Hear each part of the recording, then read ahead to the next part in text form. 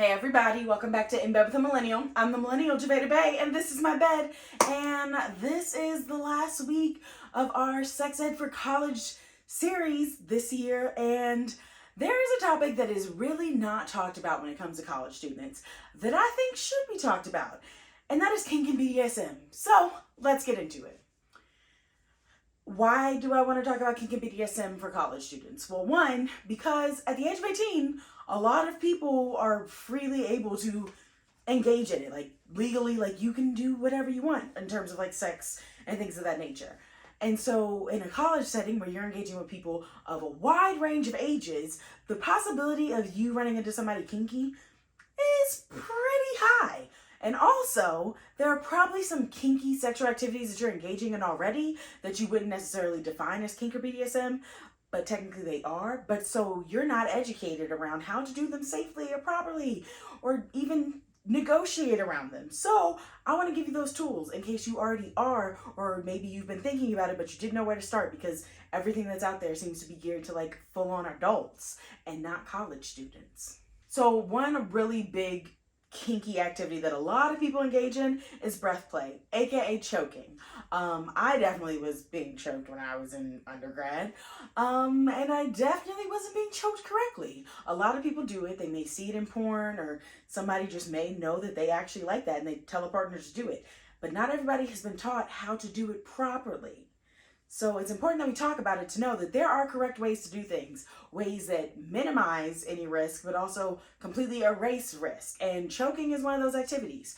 I don't have a way to demonstrate, so check my Instagram later this week if you really want to see like a nice breakdown of how to. Also my website, I will be posting a blog all about it.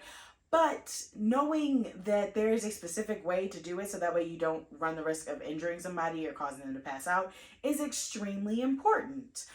So yeah, a lot of different kinky activities that you can be engaging in. Things like impact play, meaning like you're being spanked.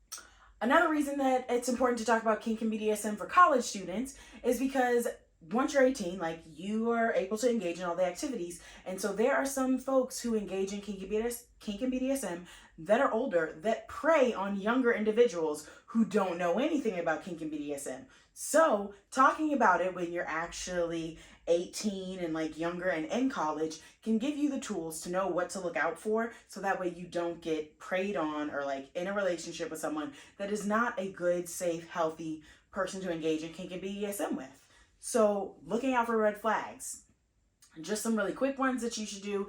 If you meet somebody and they're like, oh yeah, I'm into kink and BDSM, I'll be your dom, like you can call me sir or like mommy or whatever it is. If the minute you meet somebody, they're trying to tell you to call them something, that is a red flag. That you don't just decide to give a title to someone. That is earned. It is a conversation that happens. People don't just like have honorifics off the bat. There's so much that goes into that. So that's a red flag. Nope, you can avoid. People that immediately want to ignore having conversations around your comfortability or what you're actually consenting to or your limits in terms of kink and BDSM. If somebody's like, oh, we don't need to talk about that, we'll just like have fun together. No, another red flag. If people are not actually having conversations around kink and BDSM activities, they are not engaging in kink and BDSM in a safe, consensual, healthy way. So we don't want that. And then the last thing is folks who disrespect or disregard. If you do have the conversation and then they're just like, well, whatever, I don't really care what you said, I'm gonna do what I want. Again, not somebody that you want to be engaging with. So it's important that you all as college students know those things, because if you don't, it's very easy to think that, oh, well, I met somebody online, they said that they were my dom now, so I guess they're my dom, even though I've never talked to, I don't know what a dom does, I don't know what this relationship is supposed to look like. If you hear about things early on, you can catch it, and then you don't have to go through the trauma or the pain of staying in these long, lengthy relationships because you didn't recognize the signs or the harm early on. Another reason that I think that we should talk about kink and BDSM with college students is because the interest is probably already there. There has been plenty of studies talking about kink and BDSM and how it shows up in people, especially like in a younger age, like in childhood. So your interest may already be piqued. You may already identify as kinky, but you like don't know where to turn or like how to explore it. So having some form of education to introduce you to things at a younger age is like really important. So knowing that there are resources out there, there's books galore, so many books, again, gonna share them on Instagram this week. So many books you can read. There's also so many people that you could be following to get educated around kink before you even actually get into engaging and playing with people. You don't have to just like play with people off the bat. You can just learn. You can just watch.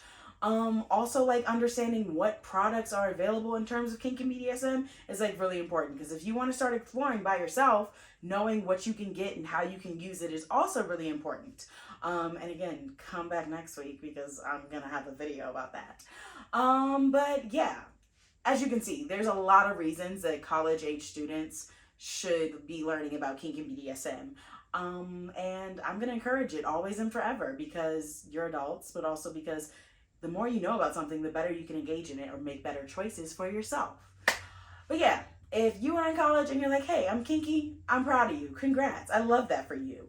Or if you're in college and you're like, I don't know anything about kink, but like I would love to learn. Welcome. And if you are someone that's older, that's like preying on college students who like don't know anything about kink and BDSM, you're horrible. Moral of the story. But yeah, that is that. This has been my Sex Ed for College Students mini-series. I hope that you learned a lot. You shared it with everyone you knew. Like your college campus is abuzz talking about all the content from this month. Yeah. Make sure you subscribe to this YouTube channel, especially if you do want to learn more about kink and BDSM, because next month is Kinktober, so we're getting kinky. Make sure you are following me on Instagram and TikTok, especially because that's where I'm sharing so many resources around kink and BDSM.